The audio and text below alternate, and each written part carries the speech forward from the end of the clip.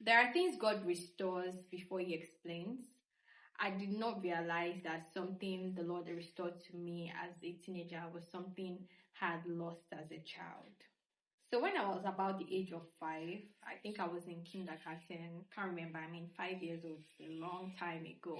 I was in school, and sometimes when we had to go for excursions as a school, we would go for this excursion. But I noticed that there was this very young lady, and she was always dressed differently. She would have like a tiara on her head. I was pretty young, so I didn't really understand the concept. But I know they would say, oh, she was the school queen. And I just thought, man, I really like the way she looks. As a child, I thought that, man, this is something to look forward to. It was a desire I never told anyone about, but God saw it. So fast forward to some years later, something comes up in school, and they're like, oh, they're about to elect, I don't know, pick the new person that was going to fit in or fill in for this position, the school queen. It was opened to many classes. I was really excited. My ears kind of perked up. Decided to prepare for it. So we would do practice and rehearsals just to boost our confidence, teach us how to work, how to twirl, and all of those kind of stuff. The teachers were using me as a form of model for the other girls. So because I was very excited, I was really doing my catwalk well, I was really very active. So sometimes I'll be in front and they'll be like, oh, the other girls should just look at me and look at the way I walked and all of that. At this point, it was kind of like a no-brainer that eventually I would have been part of the winner, if not the winner. So I was looking forward to it, and I was very excited to teach other people how to work and, kind of build their confidence.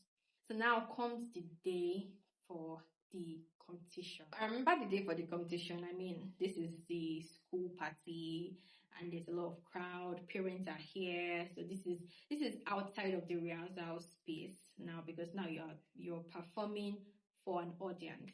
We are brought downstairs by the person in charge, or the person that had been coordinating us, and then we just kind of line up at the side. We were looking at the stage right in front of us. I think the issue would have been, we should have done a rehearsal on the stage on the stage, even without the audience. So it would have kind of given us an idea of how the event should have gone. So we were lined up, and then the stage was directly opposite us. We were looking at it, and then we had the audience at the side, like the guests and all of that. So in my mind, and I thought, okay, maybe they would arrange us and line us up on the stage. And once they line us up on the stage, then we would be told to, okay, let's walk. You walk, do your catwalk, the next person, and all of that. But then I remember the coordinator, the lady that had been training us, she called just whispering into my ears and saying, okay, all right, go to the stage, and all of that. So it was very vague, because in my mind, I'm like, go to the stage, how? And I had like this preconceived notion that, oh, maybe we had to arrange on the stage and walk on the stage. So I was just walking to the stage, very awkward, quiet, because I didn't really know what I was doing. So I thought maybe we're just trying to go get arranged on the stage. But as I was walking to the stage, I just realized that nobody was following me at the back. So it was just me. And then I just looked lost. I remember I was just looking everywhere, like, oh, what's going on? Is everybody not supposed to walk and just follow me? And I remember just getting to like the end of the stage, and then you're done with your own, and then, man, it just came crashing. I remember this is something that, even though I had not told anybody, it was just something I looked forward to for a very long time. I really was sad. Words cannot really express how I felt at that moment. I never really spoke about it again, but like, it stayed for a very long time. Right, for a very, very long time, years even, really. You can imagine how long it stayed. If I can remember, like, over 20 years after, right, that this was something that was actually very important to me. That's why I always say that, even children, no matter how small, sometimes do feel some things deeply. So years went by. So that thing they say about time heals. Yes, so after a couple of years, I was able to just forget it and just continued life as a normal child. I go to another school, and then I was in GSS1. This is like high school for some people. Just when I was in GSS1, the school authorities come to announce in the classroom that there's going to be a pageant competition and they want to pick another school queen. And then they bring a form that everybody should write their names if they're interested. So I see some other girls in my class that are writing their names. And then I also went to write my name. Very excited. At this point, I've even forgotten about this, like way gone. I've forgotten about what happened when I was about 5, the whole kindergarten story. But I remember when we were filling the form, the guys in the class, just with that being in school, boys and girls and all that, they just came and were laughing at the girls and like, man, why would you guys even write your name? Why would you think to write your name on this form? Because the other girls you are going against are like in higher classes, well grown, like very mature girls. So like, I don't know how you children expect to win this thing. So that's what that was the idea that the guys were trying to give. At this point, I was about to even give up, honestly. I'm like, that's the truth. I'm going against all this kind of senior. I'm like, oh, this is obviously not going to work. I don't even know why the authority thought to pair all the ladies together. So from someone as low as GSS1 competing against someone as big as in SS3. But I was not discouraged too much that I would maybe say, oh, I'm going to not participate.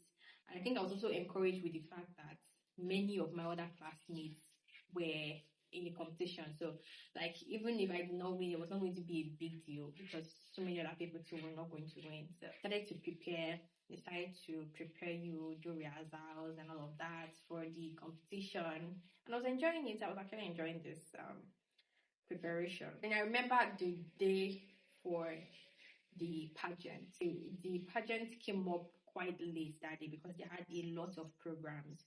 So it was getting to the evening. My family were like, maybe we might have to go because we're still going quite a distance from where the school was. Or I was really adamant. I'm like, no, I brought my dresses already. I want to do this.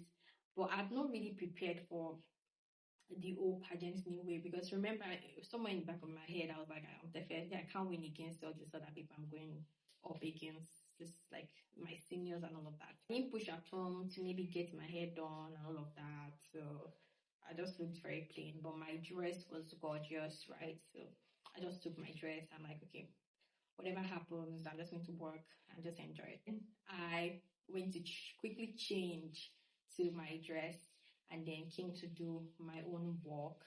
And I gave it my all, I was really shy, but I made sure not to stare into anybody's eye. So I just walked and then then did the other part. I think the other part was they will ask you a couple of questions. So after that, I just went to sit down. They wanted to collate the results. So at this point, it's like, maybe we should go because obviously there's no way I'm winning this stuff or stuff like that. And then everybody's like, okay, let's go. But then somewhere in the back of my mind, I'm like, I'm really curious to see who actually wins. So I'm like, okay, let's just wait a bit and let's see who wins. At this point, I've gone to change out of my white, it was a white dress that I wore. I'm going to change out of this dress and I was wearing a jean and a very casual t-shirt. And they mentioned the winner and they say the winner is Oreolua. Like, it was so shocking. Everybody was like, from where to where, like, why, how? And I remember I was so shocked. Remember, I already changed to my t-shirt and my jean. And so I couldn't rush to go and change to my dress before I will come receive the crown, the tiara, and all of that. So I rushed to the stage with my jean and my t-shirt and then my slippers. And then the outgoing queen had to then remove the tiara from my head and place on my head and then gave me that pin that says queen and all of that. And it was just so funny. I just looked ridiculous. I remember, obviously they took pictures of the handover and all of that. So I saw the pictures some days later or some months later, and it was ridiculous. I remember just hiding the pictures because, like, why do I look like this? Why do I look so unprepared and all of that? All of this happened, and I won this favorably. Like, I would like to add, finished secondary school, high school for some of you guys, finished uni, college for some of you guys, finished all of that, and man, I didn't even remember. But one time I was teaching Sunday school to some teenagers, and we're talking about restoration, right? I was trying to encourage them that whatever it is they felt like they lost time and all of that.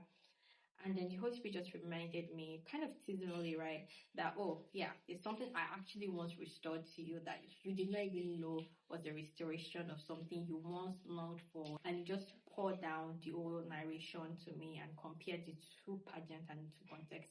I think the greatest lesson to learn is that God will restore things that you've lost, opportunities, time. And sometimes you wouldn't even have to do so much. It's not going to be because you fought for it and you did everything. Just like Joel 2 verses 25 says that it will restore all the years that the cankerworms have stolen. So as we go into this season, as we continue to live on and just be, I want us to be encouraged that God sees every opportunity that we've lost. He sees every time that we think that has been lost, and it's going to restore them back in a double fold, even beyond our imagination. There are a million stories I could have shared just to buttress this point on restoration. But for some reason, the Holy Spirit wanted me to share this particular story. And I think it's because it's trying to show us that even something as subtle as a desire of a child, he notices it and he rewards it and he fights for that back for us. So how much more many other things that we would need. This one shows that nothing is too small for God to restore. There is nothing that He doesn't see. That desire, that dream that you feel like only you saw and only you knew that you lost, God also saw it and He will restore it back to you. I want us to use the comments box generously. Type out some testimonies of how God restored something to you that you thought you had lost forever. If you really liked this video, I would like for you to subscribe to my Substack channel and be a part of my community. I'm going to put the link in the description box. So thank you very much. See you in the next video.